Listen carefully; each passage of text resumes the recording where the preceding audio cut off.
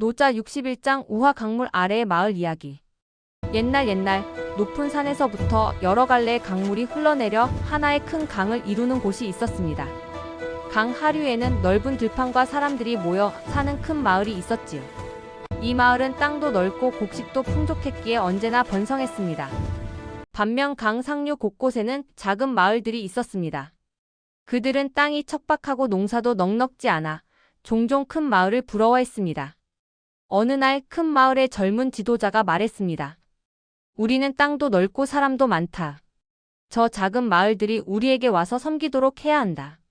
그는 군사들을 보내 작은 마을에 명령을 내렸습니다. 너희는 우리를 섬겨라. 그렇지 않으면 강물을 막아버리겠다. 작은 마을 사람들은 두려움에 떨며 억지로 곡식과 재물을 바쳤지만 마음속에는 원망이 쌓였습니다. 그때 큰 마을에는 한 노인이 살고 있었습니다. 그는 늘 강가에 앉아 흐르는 물을 바라보며 사람들에게 이렇게 말하곤 했습니다. 강물이 바다로 흘러드는 이유를 아느냐? 강이 스스로 낮아지기 때문이다. 높은 데 있는 물은 흘러내려와 결국 가장 낮은 곳으로 모인다. 낮은 곳에 있기에 강은 모든 물을 품고 그 힘으로 마을을 살린다.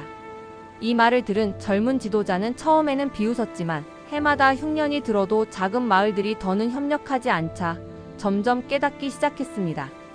그래서 그는 군사들을 거두고 직접 작은 마을들을 찾아가 말했습니다. 우리는 너희의 곡식만이 아니라 너희의 지혜와 손길이 필요하다. 우리와 함께 흘러가자. 강이 바다를 이루듯 우리가 서로 기대야만 모두가 살 수 있다.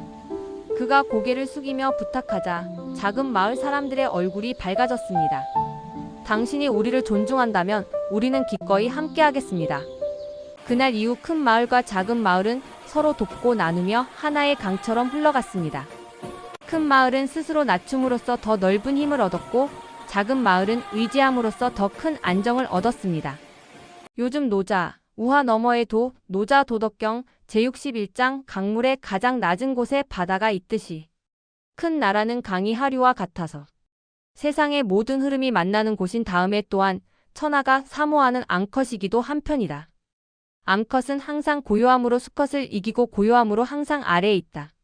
큰 나라가 작은 나라에 자신을 낮추면 작은 나라를 얻게 되고 작은 나라가 큰 나라에게 자신을 낮추면 큰 나라가 그를 받아들여준다. 어떤 것은 낮은 자세로서 남을 받아들인 다음에 어떤 것은 낮은 자세로서 남에게 받아들여질 것이다. 큰 나라가 바라는 것은 아울러 기르려는 것뿐인 다음에 작은 나라는 속하여 보호를 받고자 할 뿐이다. 만약 양쪽이 각기 바라는 대로 할 때는 마땅히 큰 쪽이 아래가 되어야 해준다.